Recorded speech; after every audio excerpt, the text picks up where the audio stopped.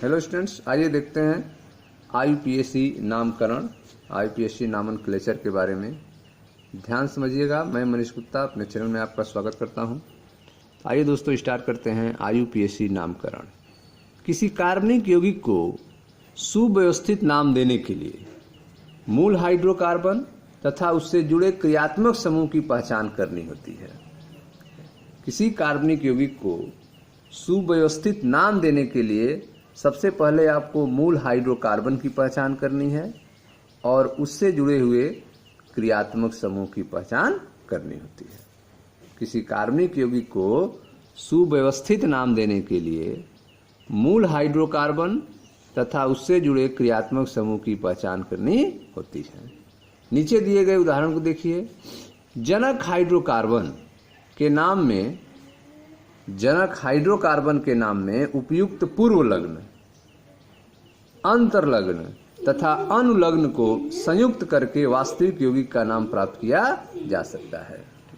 तो जो जनक हाइड्रोकार्बन है उसके नाम में आपको उपयुक्त पूर्व लग्न, अंतर्लग्न या अनुलग्न जो है जोड़ना पड़ता है, संयुक्त करना पड़ता है और उसके बाद वास्तविक यौगिक का नाम प्राप्त किया जा सकता है।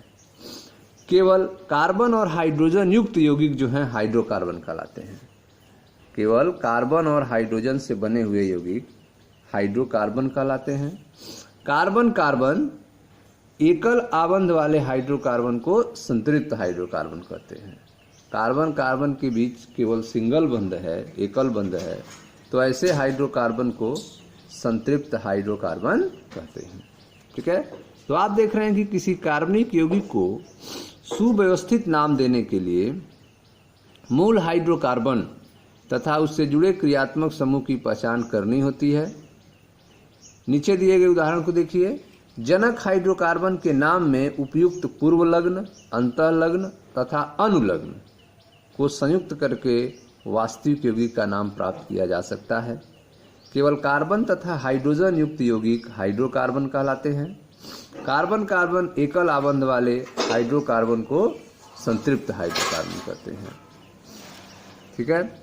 ऐसे यौगिकों की सजाती श्रेणी के सुव्यवस्थित आईयूपीएसी नाम को एल्केन कहते हैं। ठीक है। कार्बन कार्बन एकल आबंध वाले हाइड्रोकार्बन को संतृप्त हाइड्रोकार्बन कहते हैं और ऐसे यौगिकों की सजाती श्रेणी के सुव्यवस्थित आईयूपीएसी नाम को एल्केन कहते हैं। इनका पूर्व नाम जो था पैराफिन था। पहले इनको पैराफिन कहते थे। लैटिन नेम है यह लिटिल एफिनिटी, अर्थात कम क्रियाशील। ठीक है। कम क्रियाशील लिटिल एफिनिटी होने के कारण इन्हें पैराफिन कहा जाता था। आज इनको एल्केन कहा जाता है। इनमें सिंगल बंध पाया जाता है, एकल बंध पाया जाता है। असंतृप्त हाइड्रोकार्बन में कम से कम एक कार्बन कार्बन द्विबंध या त्रिबंध होता है। अगर असंतृप्त हाइड्रोकार्बन है तो उसमें कम से कम एक डबल बॉन्ड होगा या फिर ट्रिपल बॉन्ड होता है। तो ऐसे हाइड्रोकार्बन को असंतृप्त हाइड्रोकार्बन कहा जाता है।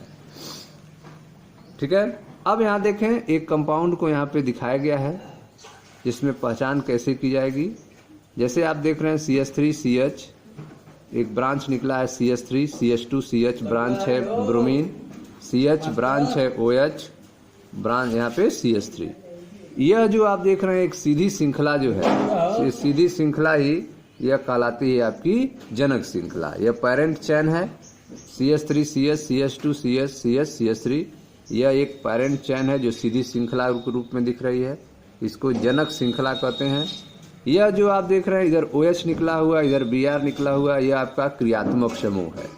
OH जो है हाइड्रोक्सिल समूह है, यह क्रियात्मक समूह है। ब्रोमीन जो है यह भी एक क्रियात्मक समूह है।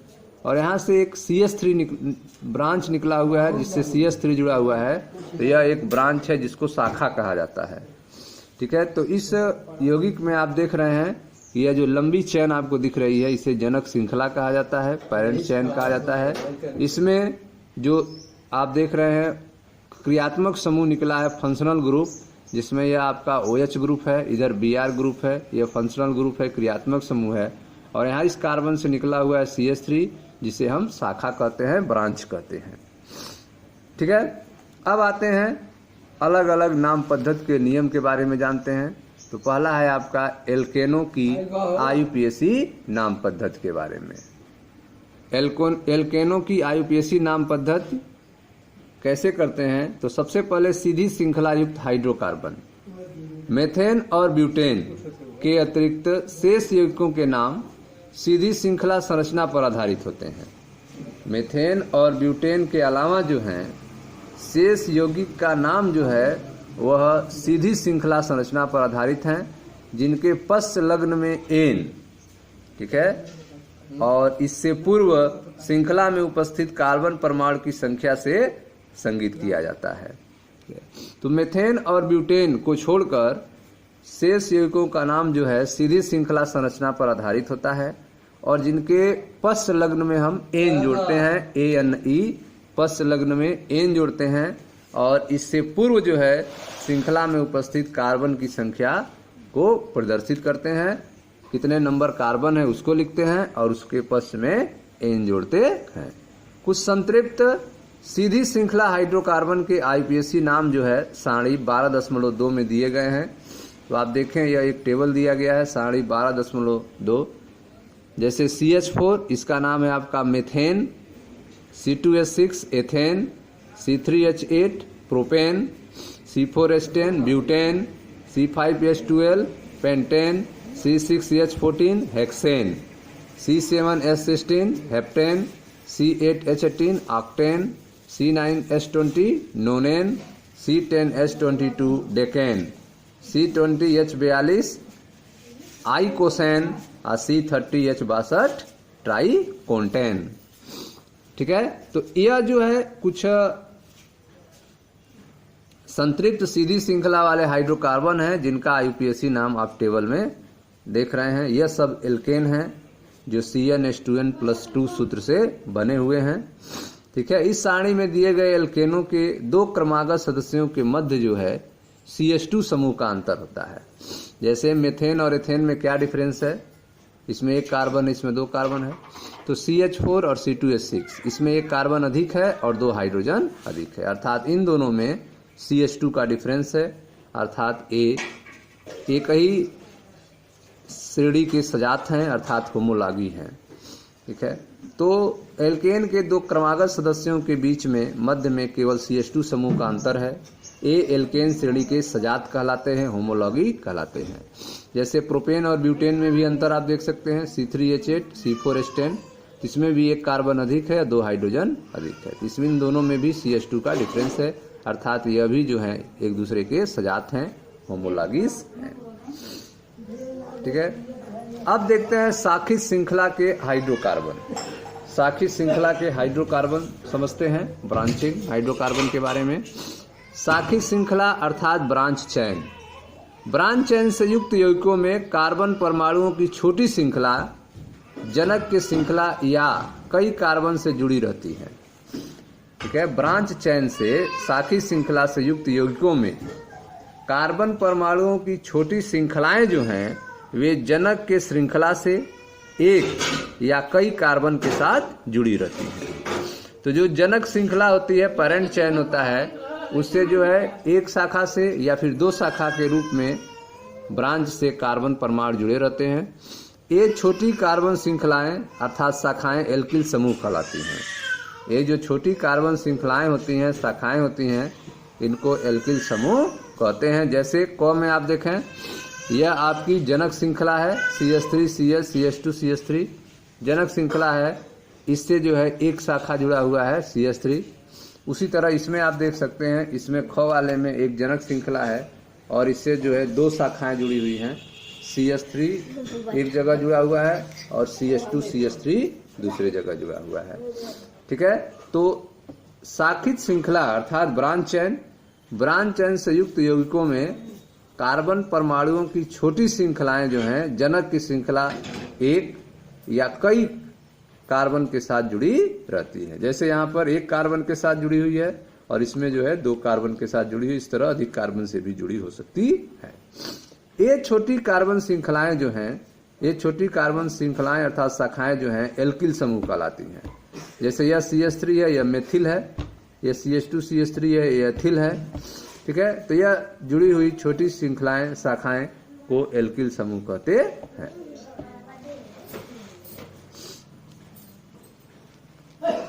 ऐसे यौगिक का नाम देने के लिए एल्किल समूह का नाम पूर्व लग्न के रूप में जनक एल्केन के नाम के साथ संयुक्त कर देते हैं।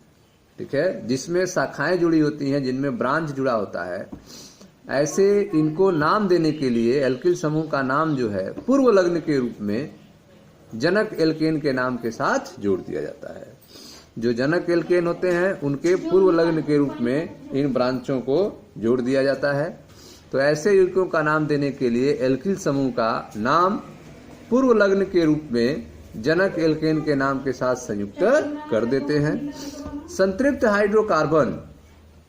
हाइड्रोकार्बन के कार्बन से एक हाइड्रोजन परमाणु हटाने पर एल्किल समूह प्राप्त होता है। एल्किल समूह कैसे प्राप्त होगा? तो संतृप्त हाइड्रोकार्बन लेते हैं, जैसे मेथेन ले लेते हैं, CH4 संतृप्त है, इससे एक हाइड्रोजन कम करते हैं तो CH3 हो जाएगा। तो यह CH3 जो है एल्किल समूह है। ठीक है, नाम इसका मेथिल होगा। ठीक है, क्योंकि इसमें मेथेन CH4 है तो मेथेन है, ANE जोड़ा हुआ है, और जब एक हाइड्रोजन कम होगा मेथिल होगा तो उसमें से ANE मेथेन ANE के जगह पे YL जोड़ देते हैं, तब इसका नाम मेथिल हो जाएगा। ठीक है, तो इस तरह से आपने देखा कि संतृप्त हाइड्रोकार्बन के कार्बन से एक हाइड्रोजन परमाणु हटाने पर एल्किल समूह प्राप्त होता है। इस प्रकार CH4 से CH3 प्राप्त होता है, इसे मेथिल समूह कहा जाता है। एल्किल समूह का नाम प्राप्त करने के लिए संबंधित एल्केन के नाम से, ठीक है, संबंधित एल्केन के नाम से ANE अर्थात N को इल अर्थात YL द्वारा विस्थापित करते हैं। जैसे मेथेन से ANE हटाकर YL जोड़ेंगे तो मेथिल हो जाएगा।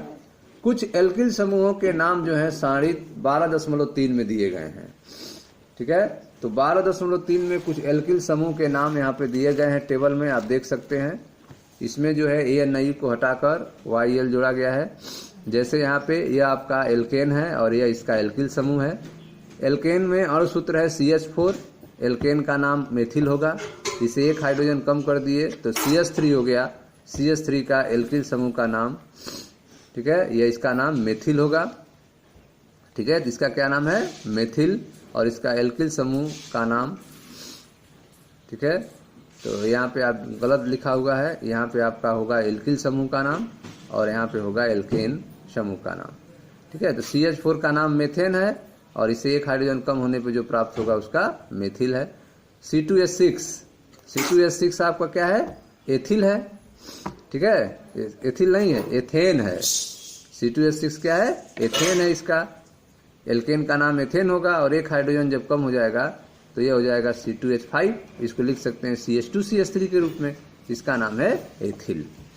उसी तरह से C3H8 इसका नाम होता है प्रोपेन और इसका जब एक हाइड्रोजन कम होगा तो इसको आप लिखोगे CH2CH2CH3 अर्थात इसका नाम होगा प्रोपिल। C4H10 इसका नाम है आपका ब्यूटेन, इससे एक हाइड्रोजन कम होगा तो आपका होगा ब्यूटिल। प्रदर्शित करेंगे CH2CH2CH2CH3 से। अगला है C10H22, ठीक है, इसे डेकेन कहते हैं, इससे जब हाइड्रोजन कम होगा तो डेकिल प्राप्त होगा, जिसको CH2 8 बार CH2 करेंगे फिर CH3। ठीक है, तो इस तरह से आपने देखा कि CH3 का नाम मेथिल है, C2CH3 का नाम एथिल है, CH2CH2CH3 का नाम प्रोपिल है, फिर ब्यूटिल है, डेकिल है। इस तरह से एल्केन के ANE को हटाकर एक हाइड्रोजन कम करके एल्किल प्राप्त कर सकते हैं। ANE के जगह पे YL जोड़ते हैं। आगे देखते हैं, कुछ एल्किल समूहों का नाम लघु रूप में भी लिखे जाते हैं। जैसे आप मेथिल, एथिल, प्रोपिल, ब्यूटिल, डेकिल कह रहे हैं, तो कुछ एल्किल समूह के नाम जो हैं शार्ट रूप में, लघु रूप में भी लिखे जाते हैं। जैसे मेथिल को आप केवल ME लिख सकते हैं, तो इसे ME का मतलब आपको मेथिल समझना है। एथिल को आप ET लिख सकते हैं, प्रोपिल को PR लिखा जा सकता है तथा ब्यूटिल को BU लिखते हैं। तो यह जो है एल्किल समूह के नाम लघु रूप में है, शार्ट रूप में है। ME मतलब मेथिल, ET मतलब एथिल, PR मतलब प्रोपिल और BU मतलब ब्यूटिल। ठीक है। एल्किल समूह शाखित भी होते हैं। एल्किल समूह जो होते हैं वह ब्रांच वाले भी होते हैं, जैसा नीचे दिया गया है। साधारण एल्किल समूहों के विशिष्ट रूढ़ नाम होते हैं। साधारण एल्किल समूहों के विशिष्ट नाम होते हैं, जैसे कि ब्यूटिल समूहों के नाम। अगर ब्यूटिल समूह है तो इसका विशिष्ट नाम क्या होगा? इसे द्वितीयक ब्यूटिल कह सकते हैं, सेकेंडरी ब्यूटिल कहेंगे। आइसोब्यूटिल तथा तृतीयक ब्यूटिल है। ठीक है। तो एल्किल समूह शाखित भी होते हैं, जैसा नीचे दिखाया गया है, या आप देख सकते हैं फिगर। साधारण शाखित समूहों के विशिष्ट रूढ़ नाम होते हैं, जैसे कि ब्यूटिल समूह का नाम द्वितीयक ब्यूटिल, सेकेंडरी ब्यूटिल, आइसोब्यूटिल और तृतीयक ब्यूटिल है। ठीक है। तो ब्यूटिल समूह के नाम आप देख रहे हैं जो है, यह है आपका आइसोप्रोपिल, एक ब्रांच निकला हुआ है, और यह प्रोपिल है आपका CH3 CH7 है, CH3H7 एक शाखा है आइसोप्रोपिल। ठीक है। यह आपका है सेकेंडरी ब्यूटिल, 4 कार्बन का है यह प्रोपिल। तो यह आपका हो गया एल्किल जो है 4 कार्बन का है, सेकेंडरी ब्यूटिल। ठीक है। इधर ब्रांच जुड़ा है, इधर ब्रांच जुड़ा है, 20 से क्रॉस हो रहा है, सेकेंडरी ब्यूटिल है आपका। ठीक है। यह आपका है आइसोब्यूटिल। ठीक है। जिसमें आप देख रहे हैं कि यह ब्रांच 20 में जुड़ा हुआ है, इधर शाखा है। यह आपका आइसोब्यूटिल इसको कहेंगे। तो यह आइसोप्रोपिल, सेकेंडरी ब्यूटिल, आइसोब्यूटिल।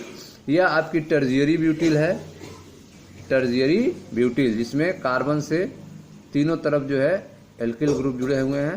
तो यह आपके टर्जियरी ब्यूटिल है। और यहाँ पे आप देखिए यह नियोपेंटिल इसको कहेंगे, 5 कार्बन है यह। ठीक है। इधर सभी तरफ जुड़े हुए हैं, यह आपका नियोपेंटिल है। तो ये आप एल्किल समूह शाखित भी हैं। इसमें आपने देखा कि एल्किल समूह जो हैं वे ब्रांच वाले भी हैं। साधारण शाखित समूहों के विशिष्ट जो रूढ़ नाम होते हैं वो यहाँ पर दिया गया है, जैसे कि ब्यूटिल समूहों के नाम कौन कौन होंगे? तो ब्यूटिल समूह के नाम आप देख रहे हैं, द्वितीयक ब्यूटिल, सेकेंडरी ब्यूटिल, यहाँ पे आइसोब्यूटिल और तृतीयक ब्यूटिल है। ठीक है। यह जो संरचना आप देख रहे हैं CH2C CH3 थ्राइज। ठीक है। CH2C CH3 थ्राइज संरचना के लिए आप नियोपेंटिल समूह नाम को प्रयुक्त किया गया है। यहाँ पे नियोपेंटिल समूह के नाम को दिया गया है। ठीक है। तो यह थे आपके कुछ एल्किल समूहों के बारे में। अब आइए देखते हैं शाखित श्रृंखला एल्केनों का नामकरण कैसे करते हैं। शाखित श्रृंखला वाले एल्केनों का नामकरण कैसे किया जाता है, क्या रूल होता है, तो ध्यान से समझें। हमें शाखित श्रृंखला वाले एल्केन बड़ी संख्या में मिलते हैं। ठीक है। शाखित श्रृंखला वाले एल्केन जो हैं बड़ी संख्या में मिलते हैं। उनके नामकरण के नियम हैं। जैसे पहला नियम यह है कि सबसे पहले सर्वप्रथम अणु में दीर्घतम कार्बन श्रृंखला का चयन किया जाता है। ठीक है। अगर आपको एल्केन का नामकरण करना है तो सर्वप्रथम आप लॉन्गेस्ट चेन को चूज करेंगे। ठीक है। गिनती आप करेंगे, जहां पर जिधर से लंबी चेन आएगी उसको ही हम फॉलो करेंगे। तो सर्वप्रथम अणु में दीर्घतम कार्बन श्रृंखला का चयन किया जाता है। अग्रलिखित उदाहरण फर्स्ट में दीर्घतम श्रृंखला में 9 कार्बन है। ठीक है। और जो दीर्घतम कार्बन श्रृंखला होती है उसी को जनक श्रृंखला कहते हैं, पेरेंट चेन कहा जाता है। संरचना 2 में प्रदर्शित जनक श्रृंखला का चयन सही नहीं है, क्योंकि इसमें केवल 8 ही कार्बन है। तो आप देखें यहाँ उदाहरण के रूप में समझाया गया है चूज द लॉन्गेस्ट चेन को। यह फर्स्ट है, यह सेकेंड है। इसमें आप गिनती कर रहे हैं 1 2 3 4 5 6 7 8 9 कार्बन की लंबी श्रृंखला है। सीधी गिन रहे हैं। अगर हम जो है नीचे उतर आए तो 1 2 3 4 5 6 7 8 कार्बन की लंबी श्रृंखला मिल रही है। तो सीधा गिनने पर 9 कार्बन की लंबी श्रृंखला मिल रही है, और ब्रांचिंग में नीचे जाने पर 8 कार्बन की लंबी श्रृंखला मिल रही है। तो हम किसको फॉलो करेंगे? तो जिसमें लंबी श्रृंखला दीर्घतम हो उसको ही फॉलो करेंगे हम। तो यह सीधा चेन जो है 9 कार्बन की है, तो यही हमारा सही रूल होगा, न कि सेकेंड वाला होगा। ठीक है। तो यह रूल नंबर 1 हो गया कि सर्वप्रथम अणु में दीर्घतम कार्बन श्रृंखला का चयन करेंगे। आप गिनती करेंगे, किधर से भी गिने आप, जिधर से गिनने पर लंबी श्रृंखला मिलती है उसको ही हम फॉलो करेंगे। दूसरा नियम यह है कि जनक एल्केन को पहचानने के लिए जनक श्रृंखला के कार्बन परमाणुओं पर अंकन किया जाता है। जनक एल्केन को पहचानने के लिए जो जनक श्रृंखला है इसके कार्बन परमाणुओं पर नंबर दिया जाता है, अंकन किया जाता है। जैसे यहाँ देखें, यह कार्बन 1 2 3 4 5 6 7 8, ठीक है, इस तरह से यहाँ पे नंबरिंग की गई है कार्बन के ऊपर। तो यह जो है जनक एल्केन को पहचानने के लिए जनक श्रृंखला के कार्बन परमाणुओं पर अंकन किया जाता है तथा हाइड्रोजन परमाणु को प्रतिस्थापित करने वाले एल्किल समूह, हाइड्रोजन परमाणु को प्रतिस्थापित करने वाले एल्किल समूह के कारण शाखित होने वाले कार्बन परमाणुओं के स्थान का पता लगाया जाता है। ठीक है, कहाँ से हाइड्रोजन परमाणु कम हुए हैं और वहाँ पे एल्किल समूह जुड़ा है उसका भी पता लगाया जाता है। तो नियम नंबर 2 यह है कि जनक एल्केन को पहचानने के लिए जनक श्रृंखला के कार्बन परमाणुओं का अंकन किया जाता है तथा हाइड्रोजन परमाणुओं को प्रतिस्थापित करने वाले एल्किल समूह को भी पहचाना जाता है कि कहाँ से हाइड्रोजन परमाणु कम हुए हैं और उसके जगह पे एल्किल समूह जुड़ा है, इसको भी आपको पहचान करना है। किस नंबर पे है यह आपको जानना जरूरी है। ठीक है, तो आपने देखा कि शाखित होने वाले कार्बन परमाणु के स्थान का पता लगाया जाता है। क्रमांकन, ठीक है, क्रमांकन जो है उस छोर से प्रारंभ करते हैं जिससे शाखित कार्बन परमाणुओं को लघुत्तम अंक मिले। ठीक है, तो आप जो है पहचान लेंगे कहाँ पे हाइड्रोजन कम हुआ है और उससे एल्किल समूह जुड़ा हुआ है। अब आती है बात क्रमांकन की, नंबरिंग की। तो नंबरिंग उस छोर से प्रारंभ करेंगे जिधर से नंबरिंग करने पर परमाणुओं को लघुत्तम अंक मिलता हो, कम से कम अंक मिलता हो। ठीक है, जो ब्रांच है, जो शाखा है, उसको कम नंबर मिले, ऐसा आपको नंबरिंग करना है। क्रमांकन उस छोर से आरंभ करते हैं जिससे शाखित कार्बन परमाणुओं को लघुत्तम अंक मिले। अतः उपयुक्त उदाहरण में क्रमांकन बाईं से दाईं ओर होना चाहिए, कार्बन 2 और 6 पर शांखन, न कि दाईं से बाईं ओर जब शाखित कार्बन परमाणु 4 और 8 मिलेंगी। जैसे देखें यहाँ पे उदाहरण के रूप में यहाँ समझाया गया है।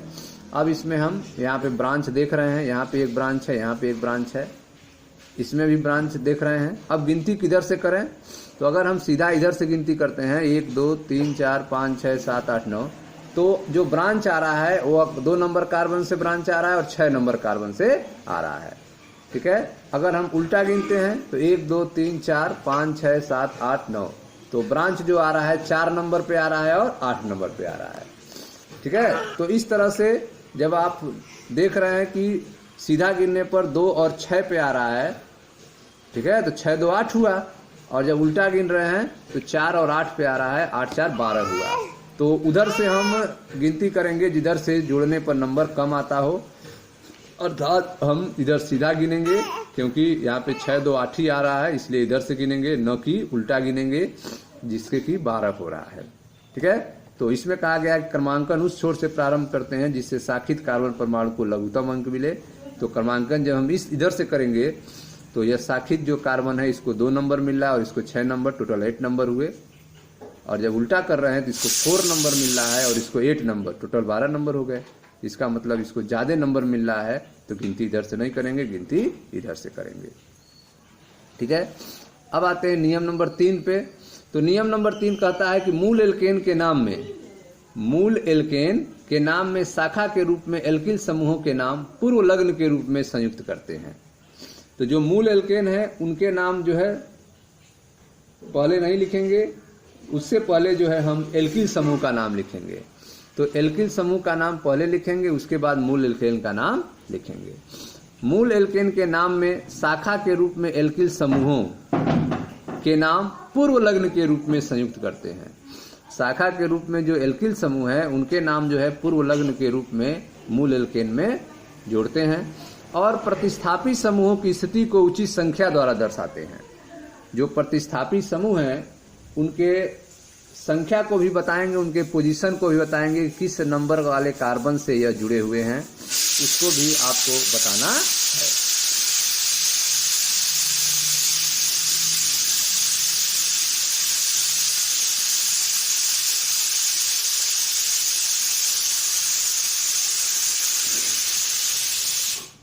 ठीक है स्टूडेंट्स। तो नियम नंबर 3 कहता है कि मूल एल्केन के नाम में शाखा के रूप में एल्किल समूहों के नाम पूर्व लग्न के रूप में संयुक्त करते हैं और प्रतिस्थापी समूहों की स्थिति को उचित संख्या द्वारा दर्शाते हैं। भिन्न एल्किल समूहों के नाम को अंग्रेजी वर्णमाला क्रम में लिखा जाता है। अगर अलग अलग एल्किल समूह है, मेथिल, एथिल, प्रोपिल है, तो आप देखेंगे कि अंग्रेजी वर्णमाला में सबसे पहले कौन सा लेटर आता है, उस आधार पर जो है उनको हम लिखेंगे। ठीक है, जो पहले आता होगा मेथिल एथिल में पहले एथिल आता है, ए आता है। ठीक है, पहले एम आएगा कि ई आएगा, तो पहले ई आएगा तो पहले एथिल को लिखेंगे, उसके बाद मेथिल को लिखेंगे। ठीक है, तो भिन्न एल्किल समूहों के नामों को अंग्रेजी वर्णमाला के क्रम में लिखा जाता है। अतः उपयुक्त यौगिक का नाम जो होगा वह 6 एथिल 2 मेथिल नोनेन होगा। 6 एथिल 2 मेथिल नोनेन। तो इसमें आप देख रहे हैं एथिल को पहले लिखा गया है, मेथिल को बाद में लिखा गया है। ऐसा क्यों किया गया है? तो इसमें आप देख रहे हैं कि ई और यम, मेथिल में यम और एथिल में ई, तो ई को पहले यूज करेंगे। तो 6 एथिल 2 मेथिल नोनेन जो जनक श्रृंखला है उसको लास्ट में यूज किया गया है। ध्यान देने योग्य बात यह है कि समूह तथा संख्या के मध्य संयोजक रेखा, समूह और संख्या के बीच में यह जो लाइन आप देख रहे हैं इसे संयोजक रेखा कहते हैं, हाइफन कहते हैं, तथा मेथिल और नोनेन के साथ मिलाकर लिखा जाता है। ठीक है, यहाँ पे हाइफन है, यहाँ पे हाइफन है, यहाँ पे हाइफन है, लेकिन लास्ट में आप देख रहे हैं हाइफन नहीं है, इनको एक साथ लिख दिया गया है मेथिल नोनेन। ठीक है, तो इस तरह से ध्यान देने वाली बात है कि समूह तथा संख्या के मध्य संयोजक रेखा है, हाइफन होता है, तथा लास्ट में दोनों को जोड़कर लिख दिया जाता है, मेथिल और नोनेन के साथ मिलाकर लिखा गया है। यह आपका नियम नंबर 3 है। नियम नंबर 4 यह है कि यदि 2 या 2 से अधिक, ठीक है, यदि 2 या 2 से अधिक समान प्रतिस्थापी समूह हों तो उनकी संख्याओं के मध्य अल्प विराम लगाया जाता है। ठीक है, यदि 2 या 2 से अधिक समान प्रतिस्थापी समूह हों तो उनकी संख्याओं के मध्य अल्प विराम लगाया जाता है। समान प्रतिस्थापी समूहों का नाम को दोबारा न लिखकर उचित पूर्व लग्न जैसे कि डाई 2 के लिए, ट्राई 3 के लिए, टेट्रा 4 के लिए और पेंटा 5, हेक्सा 6 के लिए प्रयुक्त करते हैं। परंतु नाम लिखते समय प्रतिस्थापी समूहों के नामों को अंग्रेजी वर्णमाला के क्रम में लिखते हैं। ठीक है, तो यदि 2 या 2 से अधिक समान प्रतिस्थापी समूह हों तो उनकी संख्याओं के मध्य में अल्प विराम लगाया जाता है। समान प्रतिस्थापी समूहों का नाम दोबारा न लिखकर जितने नंबर हैं, जितनी संख्या है, उस आधार पर डाई, ट्राई, टेट्रा, पेंटा और हेक्सा का यूज किया जाता है। परंतु नाम लिखते समय प्रतिस्थापी समूहों के नाम को अंग्रेजी वर्णमाला के क्रम में लिखा जाता है। जैसे निम्नलिखित उदाहरण समझें। यह उदाहरण दिया गया है, जैसे यहाँ पर आप देख रहे हैं यह लंबी श्रृंखला है आपकी 1, ठीक है, 1 2 3 4 5 कार्बन की लंबी श्रृंखला है। 2 नंबर वाले कार्बन से मेथिल ग्रुप जुड़ा है, 4 नंबर वाले कार्बन से मेथिल ग्रुप जुड़ा हुआ है। यहाँ पे नाम क्या होगा? तो 2,4 मेथिल 2 बार है इसलिए डाई लिखेंगे, 2,4 डाई मेथिल पेंटेन। 5 कार्बन की लंबी श्रृंखला, तो नाम हो गई आपकी 2,4 डाई मेथिल पेंटेन। ठीक है, अगला देखते हैं। इसका जो है इसमें भी लंबी श्रृंखला चयन करेंगे तो 1 2 3 4 5। इसमें 2 नंबर वाले कार्बन पे मेथिल ग्रुप ऊपर भी जुड़ा है, नीचे भी जुड़ा है, और 4 नंबर वाले कार्बन पे मेथिल ग्रुप जुड़ा है। तो 3 बार मेथिल आ रहा है, इसके लिए ट्राई यूज करेंगे। कहाँ कहाँ पर आया है? तो 2 नंबर पे 2 बार आया, इसलिए इसमें 2 बार लिखेंगे, 2 2, बीच में अंतर करने के लिए कामा लगा दिए। फिर जो है 4 नंबर वाले कार्बन से जुड़ा है मेथिल, तो फिर कामा 4 कर दिए। हाइफन 3 बार आया है तो ट्राई मेथिल 5 कार्बन की लंबी श्रृंखला है पेंटेन। तो यह हो गया आपका 2,2,4 ट्राई मेथिल पेंटेन। ठीक है, इसको देखते हैं। इसमें भी आप लंबी चेन को चयन करेंगे। ठीक है, तो 1 2 3 4 5 6 7 7 कार्बन की लंबी श्रृंखला है। ठीक है, तीसरे नंबर वाले कार्बन पे एथिल ग्रुप जुड़ा हुआ है, चौथे नंबर पे मेथिल है। ठीक है, चौथे नंबर वाले कार्बन से ये आपका मेथिल ग्रुप जुड़ा हुआ है। ठीक है, यह आपका 5वां नंबर कार्बन है, इससे भी आप देख रहे हैं मेथिल ग्रुप जुड़ा हुआ है। तो इसका नामकरण क्या होगा? देखते हैं इसका नाम कैसे लिखेंगे।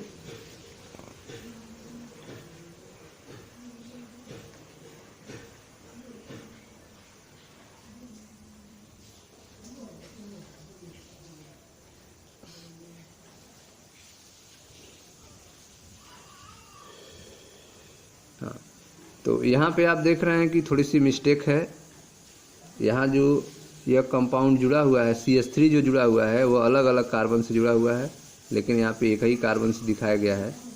ठीक है, तो यहाँ पे 1 2 3 3 से आप देख रहे हैं एथिल है, तो 3 एथिल, उसके बाद 4 5, तो यहाँ पे 4 और यहाँ पे 5 हो जाएगा, 4 5 डाई मेथिल हेप्टेन। इसका नाम हो गया 3 एथिल 4 5 डाई मेथिल हेप्टेन। ठीक है, क्योंकि चौथे कार्बन से और पांचवें कार्बन से मेथिल जुड़ा है, इसलिए 4 5 दो बार है, डाई इसलिए मेथिल हेप्टेन। 3 कार्बन से एथिल है, 3 एथिल हो गया।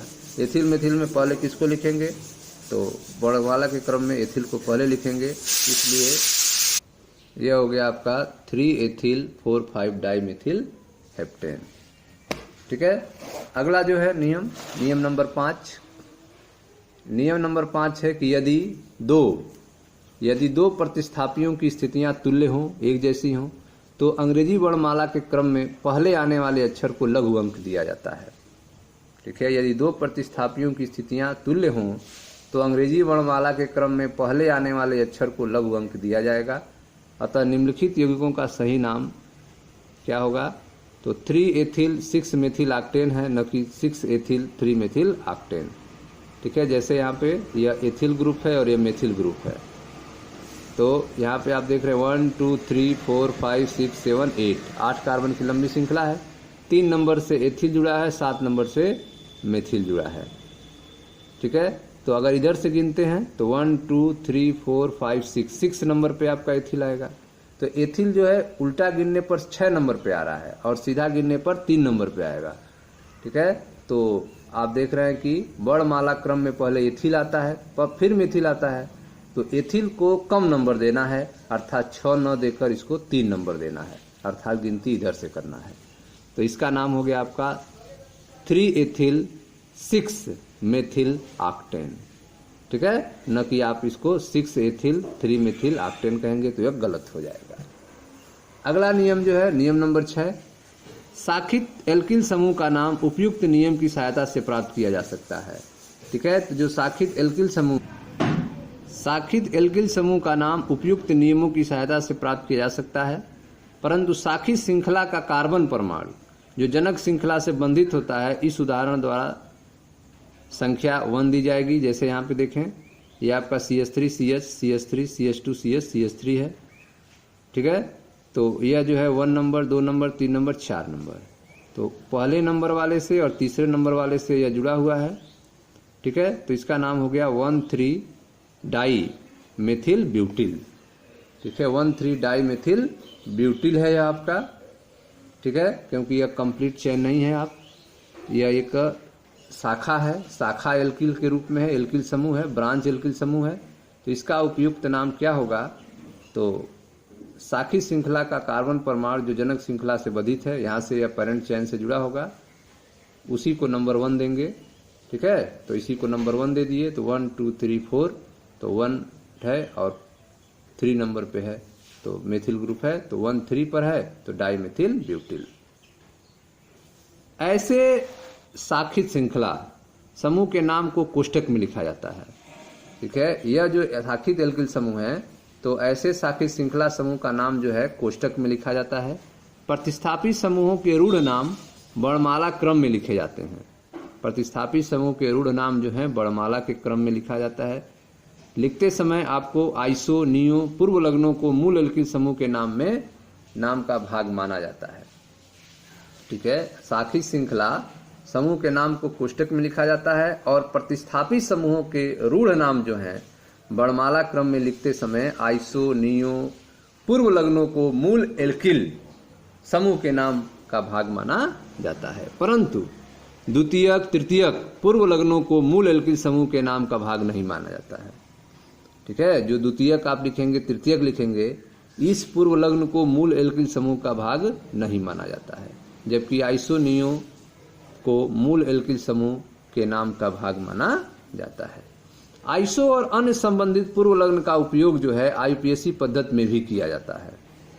आइसो, नियो, इन सब पूर्व लग्न का उपयोग IUPAC पद्धति में किया जाता है, लेकिन तभी तक जब तक ये और आगे शाखित न हो। बहुप्रतिस्थापित यौगिकों में निम्नलिखित नियम को आपको याद रखना होगा। जैसे पहला यह है कि यदि समान संख्या की 2 श्रृंखलाएं हों तो अधिक पार्श्व श्रृंखला वाली श्रृंखला का चयन करना चाहिए। यदि समान संख्या की 2 श्रृंखला हो तो अधिक पार्श्व श्रृंखला वाले, अधिक साइड चेन वाले श्रृंखला का चयन करना चाहिए। तो जिधर अधिक ब्रांच होता है उसी को चयन पहले करेंगे। श्रृंखला का चयन के बाद क्रमांकन उस छोर से आरंभ करना चाहिए जिस छोर से प्रतिस्थापित समय हो। ठीक है, श्रृंखला का जब आप चयन कर लेंगे उसके बाद जब आपको नंबरिंग करना होगा, क्रमांकन करना होगा, तो उस छोर से आरंभ करेंगे जिस छोर से प्रतिस्थापित समीप पड़ता हो, जिस छोर से ब्रांच जो है समीप पड़ता हो, उधर से आपको नंबरिंग करना है।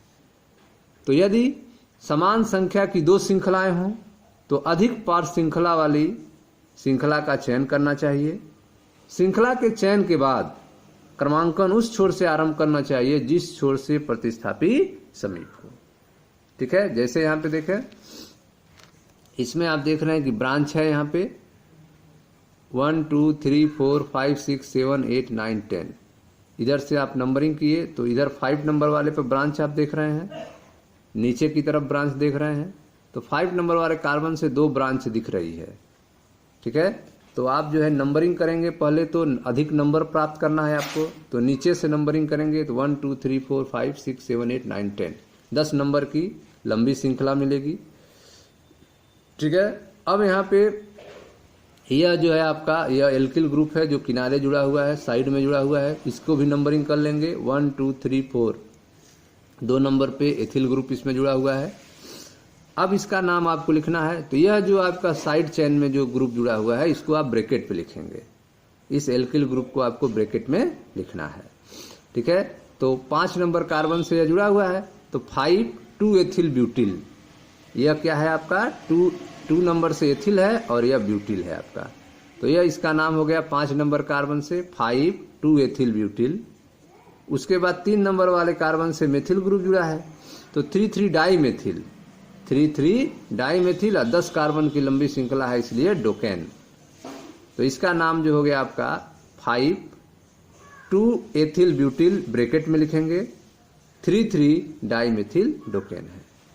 न कि इसका नाम आप लिखेंगे कि 5 2 2 die methyl butyl, 5 2 2 die methyl butyl 3 ethyl decane, तो यह नाम जो है आपका गलत हो जाएगा। तो इसका जो सही नाम होगा वो होगा 5 in bracket 2 ethyl butyl 3 3 di methyl decane, न कि 5 in bracket 2 2 die methyl butyl 3 ethyl decane. ठीक है, अगला देखते हैं। अगला यह आपका यह आप एक चैन है जिसमें आप देखें यह लंबी चैन को पहले चुना गया है। ठीक है, 1 2 3 4 5 6 7 8 9 10। तो 4 नंबर पे ब्रांच है और 5 नंबर पे ब्रांच है। ठीक है, तो यह ब्रांच नंबर कम नंबर पे आ रहे हैं तो इधर से ही गिनेंगे। अब यहाँ पे 5 नंबर पे यह जो ग्रुप जुड़ा हुआ है सेकेंडरी ब्यूटिल, यह द्वितीयक ब्यूटिल है।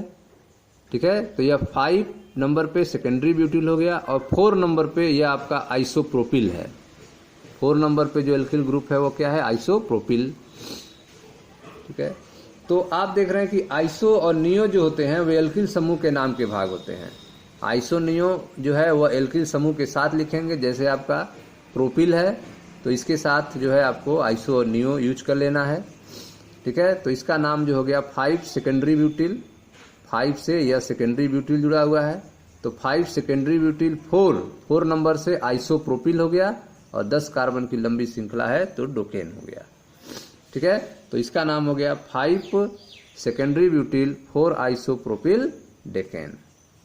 ठीक है, अगला जो कंपाउंड आप देख रहे हैं यह है आपका, इसमें भी नंबरिंग कर लेंगे तो 1 2 3 4 5 6 7 8 9 9 नंबर है। 5 नंबर से यह आपका जुड़ा हुआ है, तो 5 से क्या जुड़ा हुआ है 2 2 डाई मेथिल प्रोपिल। यह 2 2 यहाँ पे दोनों तरफ जो है मेथिल ग्रुप जुड़ा है, तो 2 2 डाई मेथिल और यह आपका प्रोपिल है, 3 कार्बन की लंबी श्रृंखला प्रोपिल है आपकी, तो 2 2 die methyl propyl in bracket हो गया और यह 5वें नंबर कार्बन से जुड़ा है 5 हो गया और यह 9 कार्बन की लंबी श्रृंखला इसलिए नोनेन, तो यह इसका नाम हो गया 5 2 2 डाई मेथिल नोनेन। ठीक है स्टूडेंट्स, तो यह थे नियम जो हैं जिस आधार पे हम जो है नामकरण करते हैं, आईपीएससी नाम देते हैं। अब जो है इसमें कुछ चक्री यौगिक भी आते हैं, साइक्लिक कंपाउंड भी आते हैं। जैसे आप देख सकते हैं यहाँ पे एक साइक्लिक यौगिक के बारे में दिया गया है। एकल चक्री संतृप्त यौगिकों का नाम संबंधित विवृत श्रृंखला एल्केन के नाम के आरंभ में साइक्लो पूर्व लग्न लगाकर प्राप्त करते हैं। तो अगर जो है चक्री यौगिक है, संतृप्त यौगिक है, ठीक है, सिंगल बंध से बना हुआ है, क्लोज्ड है, तो इसके लिए जो है आपको साइक्लो यूज करना होगा। ठीक है, तो एकल चक्री संतृप्त यौगिक का नाम, एकल चक्री हो, संतृप्त यौगिक हो, तो इसका नाम जो है संबंधित विवृत श्रृंखला एल्केन के नाम के आरंभ में साइक्लो पूर्व लग्न लगाकर किया जाता है। यदि पार्श्व श्रृंखलाएं उपस्थित हो तो उपयुक्त नियम का पालन हम करते हैं, जो ऊपर आप नियम पढ़े हैं। कुछ चक्री यौगिक के नाम हैं, जैसे यहाँ पे देखें, यह साइक्लोपेंटेन, 5 कार्बन है इसमें, 1 2 3 4 5 साइक्लोपेंटेन हो गया। यहाँ पे ब्रांच है तो इसमें ब्रांच का नाम लिखेंगे आप। तो 1 नंबर से मेथिल जुड़ा है, तो 1 मेथिल, 3 नंबर से यह प्रोपिल जुड़ा है, 3 प्रोपिल, 6 कार्बन है हेक्सेन, तो 1 मेथिल 3 प्रोपिल हेक्सेन इसका नाम हो गया। इसको अगर देखा जाए तो इसमें जो है 1 नंबर से, ठीक है, जुड़ा हुआ है ब्रांच, और 3 नंबर से जुड़ा हुआ है। तो अंग्रेजी वर्णमाला के क्रम में पहले कौन जुड़ा हुआ है, तो यहाँ पे आप देख रहे हैं एथिल ग्रुप है। ठीक है, एथिल ग्रुप है, 2 कार्बन है, एथिल ग्रुप है, तो पहले इसको लिखेंगे। तो 3 एथिल 1 डाई मेथिल साइक्लोहेक्सेन। ठीक है, तो इसका नाम हो जाएगा आपका 3 एथिल 1 डाई मेथिल साइक्लोहेक्सेन, न कि इसको आप कहेंगे 1 एथिल 3 डाई मेथिल साइक्लोहेक्सेन, तो यह गलत हो जाएगा। तो पहले जो है यहाँ से एथिल को लिखेंगे, यहाँ से नंबरिंग करेंगे, ई पहले आता है फिर एम आता है, तो यहाँ से शुरू करेंगे 3 एथिल 1 डाई मेथिल साइक्लोहेक्सेन, यह इसका सही नाम होगा। ठीक है स्टूडेंट्स, तो यह थे आईपीएससी नामकरण के बारे में। मिलते हैं नेक्स्ट वीडियो में जहां अगले टॉपिक की चर्चा की जाएगी। मैं मनीष गुप्ता अपने चैनल में आपका स्वागत करता हूं। वीडियो को लाइक करें, शेयर करें, चैनल को सब्सक्राइब करें। धन्यवाद दोस्तों।